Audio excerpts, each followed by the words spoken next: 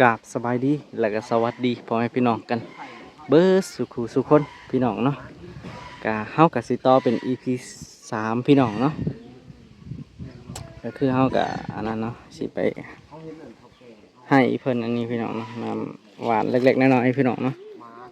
มาฝากมาตอนเพิ่นพี่น้องมื้อนี้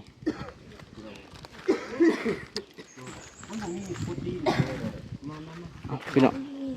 สบายดีเอาสบายดีเด้อเนาะเฮากะมาฝากมาตอนเพิ่นพี่น้องเพิ่นกำลังกินข้าวอยู่เนาะ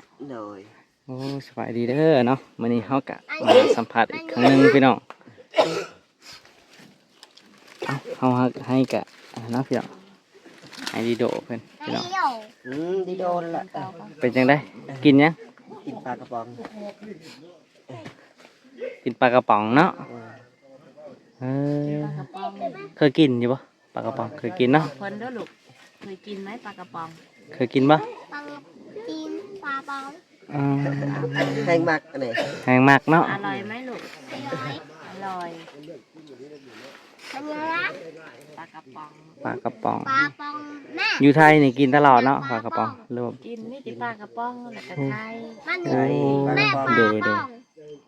มันเป็นปลาบองนะ ปลา เป็นไข่นี่ ปลาบอง โอ้ สีขาว2 ทิศ 3 ทิศแล้วนี่ อายปะ ไอ ปลาบ โอ้ อง เมื่อวานนี่เพิ่นพาไปสักยา โอ้โดยไปสั่งอยู่ไสอย่าอยู่ ในบ้านนี่แหละ อยู่ในบ้านนะเนาะอันนี้ใครนะปะ ไข่แดง ไข่เด้ ใครได้เนาะ บอกกลางคืนทางไอโอ้ อัน โด นี้ ย ยังบ่ได้กินหอกเขาไป โดย กินยาเมื่อวานนี่เมื่อเช้านี่กินข้าว ข้าวเพิ่นเนาะพี่น้อง ไปอยู่ตามป่า ติบข้าวเพิ่นก็สิประมาณนี้พี่น้องเนาะ เออ ก็มีแต่อันนั้นเนาะพี่น้องก็อยู่จังซี่เลยเนาะ โดย โอ้โดย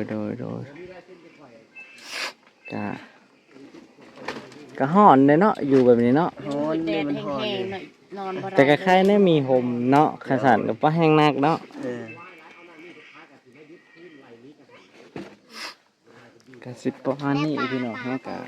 ผู้เรื่องราวของเพิ่นเลยเนาะตั้งแต่ EP 1พี่น้องบ่บัวก็มาครั้งแรกก็ว่าได้พี่น้องเนาะมาหาเพิ่นฮู้แต่ชื่อบ้านแต่ว่าบ่เคยไปแถวนี้ บ้านนี่ฮู้อยู่ชื่อได้ยินชื่ออยู่แต่ว่าบ่เคยไปครั้งแรกก็ว่าได้ ยังลูก อยู่ไทยกินแต่ปลากระป๋องแล้วก็นั่น ไข่ เนาะไข่ อีแล้ว โอ้พี่น้องคันซื้อๆแนวกินอันนั้นก็บ่มีเงินเนาะ มีอีกมีแต่ของแพงเนาะ สิกิน อ๋อ กินเนื้อให้กูให้บ่มีเงินแพง เนาะโอ้โห ก็บ่มีก็ซื้อกินแบบนี้แหละ ตายตนเนาะพี่น้องก็คือเฮาก็เคยไปไทยแต่ก่อนก็แบบนี้แหละ ประหยัด ประหยัดให้ลูก แม่นคันบ่ประหยัดนี่บ่ได้ อันนี้ก็ลูกอีก โอ้ลูกจักคนเลยลูกอ้าย สอง สอง ค คน น สองคนนี่เนาะ โดย ผู้นั้นก็แม่นบ่ผู้นั้นแม่นเนาะ แม่น โอ้ผู้ชายเบิดเนาะ ผู้ชายหมด โดยตัวพี่น้องเห็นครอบครัวเพิ่นล่ะก็ อีตาอีตนพี่น้องเอาจังใดก็เป็นกำลังใจให้เนาะสู้ๆต่อไป โดย ก็เพราะว่าเฮาไปเฮ็ดงานก็มันบ่ได้แล้วเนาะ โดย พี่น้องอันน่ะผ้าห่มก็บ่มีบ่หรือว่าจังได๋ อันนี้ ได้ผ้าห่มพื้นหนึง โอ้ สอ พี่ ง น้อง พื้นกับตัวนี้ สอง เดี๋ยวสิพาพี่น้องไปเบิ่งผ้าห่มเพิ่นเนาะสองพื้นเนาะโอ้แถวๆนี้ก็พี่น้องกันเนาะพี่น้องกันซื่อๆเนาะ โดย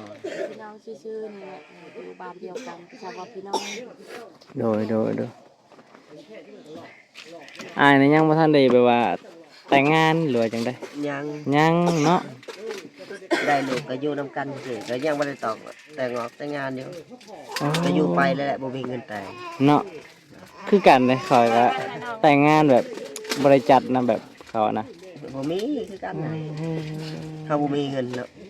เนาะแต่ว่าก็แบบว่าเขาเอิ้นว่าฮักด้วยใจเนาะ เนาะ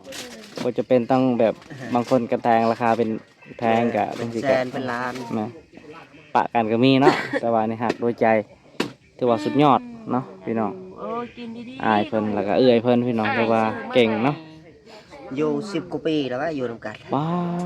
พี่น้อง อยู่ เนาะ นำกัน10 ปีเต็มๆ 10 ปีเต็มๆเนาะ โดย ป้าพี่น้อง หวัง ที่ ว่า ว่า ว่าสิไปหาเงินมาแต่งงานไป คือสามว่าเอาสามว่าแต่น้อยๆสามว่าก็จะ10 กว่าปีเนาะ เนาะ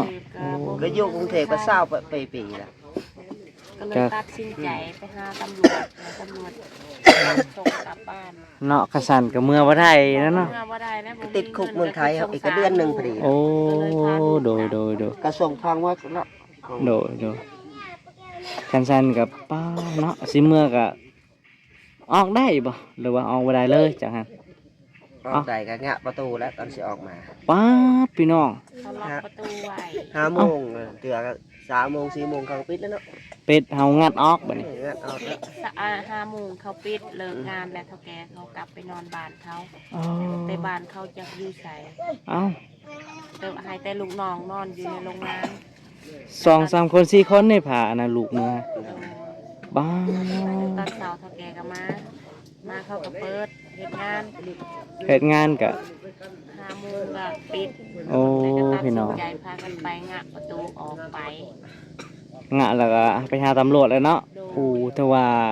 วางแผนได้ดีเนาะกระสันเฮาสิเมื่อแบบบ่มีเงินนี่แม่นโอ้พี่น้องเนาะไปตายตนพี่น้องเนาะเพิ่นก็ค่อนข้างจะลำบากไปเฮ็ดงานอยู่ไทยก็โดนโกงอีกพี่น้องโอ้เนาะโอ้เข้าใจความรู้สึกดีครับพี่น้องเพราะว่าเคยคือกัน เคยผ่านจุดนี้คือกันพี่น้อง เดี๋ยวลูกเดี๋ยวดีแม่เจาะให้ลูก โอ้โหพี่น้องเบิ้นบอลเพิ่นอยู่ก็ฮ้อนเลยเนาะ อ่อนขนาดอันนี้ มุง อันนี้ ก็ ยังบ่ค่อยได้แดดให้แดดจะเนาะอยู่เพิ่นให้ละ อยู่บ่ได้แล้วเนาะ ตอนนั้นมันอึดอัดเด้นี่ โอ้ แรงฮ้อนน่ะ โดยฮ้อนแล้วแหละแนวอันนี้เนาะแนวแพร่บัดแพร่ยางไงเด้ นั่นแหละ คันว่าฝนตกนี่ก็ อยู่บ่ได้คือก็มันอันนั้นโตงไว้เนาะมันโตงหนาวมาเด้ มันก็เปียกคือเก่าอยู่บ่ได้พี่น้อง เปียกเบิดเมื่อวานนี้ คือว่าเห็นน้ำเท่านี้ฝนตกแล้วเนาะทางนี้เนาะ ตกเมื่อวานนี่ก็ตก ป้าเมื่อวานนี้ตกบ่ แรงถึงพายุถึงลมอะไรเต็ม โอ้โดยก็ พอเลยลูก ค่อนข้างจะอันนั้นเนาะพี่น้องเนาะ ดี ฝนตกอีกทางบ้านเฮาผัดบ่เห็นตกเลยเมื่อวานบ่ได้ตกซ้ำ ก็โอเค ตกก็บ่ได้กินอึ ดูอันบ่มีบ่บ่เห็นคนใดนะบ่มี โอ้ตกช่วงในบ้านนั่นน่ะเฮาตอนนั้นฮะได้กินอยู่มื้อตกมื้อแรกก็ได้กินอยู่สิขายก็บ่ได้ขายครับ พอได้กินเนาะ ได้อยู่คนละ10 20โต โอ้พอได้กินก็ถือว่าโอเคแล้วเฮาจังบ่ได้ไปซื้อเนาะคันซื้อแล้วราคาแพงเด้ เป็นแสนหรือ เป็นแสนป้าย200,000นั่นแหละเนาะพี่น้องเนาะ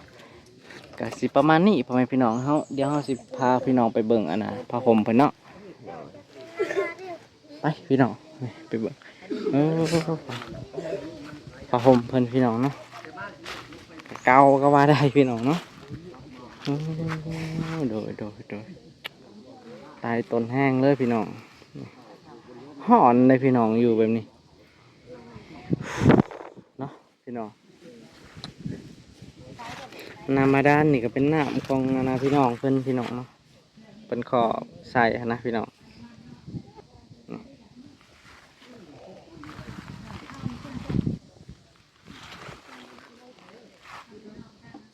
มีห่มต้นอะไรยังพี่น้องไผ่หูเลย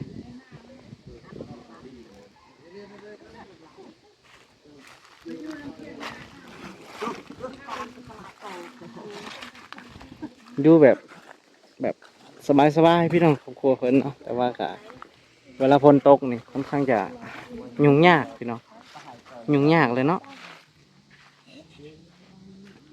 เพื่อนเพิ่นหมู่บ้านเพิ่นกับแบบสบายๆพี่น้อง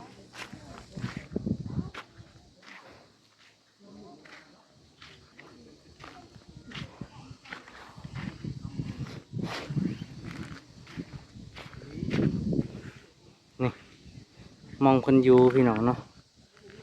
เสานี่ก็งามพี่น้อง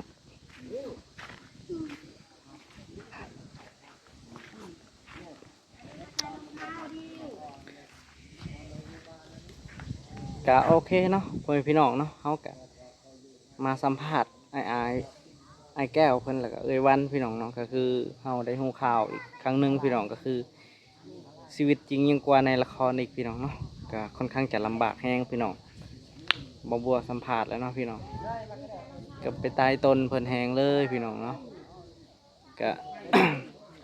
เฮาฮู้เรื่องจริงก็คือเป็นตาสงสารแฮงพี่น้องเนาะก็จังได้กับเป็นกำลังใจให้บ่บัวกันคือเก่าเด้อพ่อแม่พี่น้องเนาะก็อย่าลืมฝากกดไลค์กดติดตามให้บ่บัวพี่น้องเนาะก็บ่บัวก็มือใหม่นะพี่น้องการสัมภาษณ์ก็บ่ค่อยได้เก่งปานใดพี่น้องเอาพี่น้องเนาะสำหรับคลิปวิดีโอนี้เฮาก็สิจบไว้ส่ำนี้ก่อนพี่น้องบ๊ายบายพี่น้อง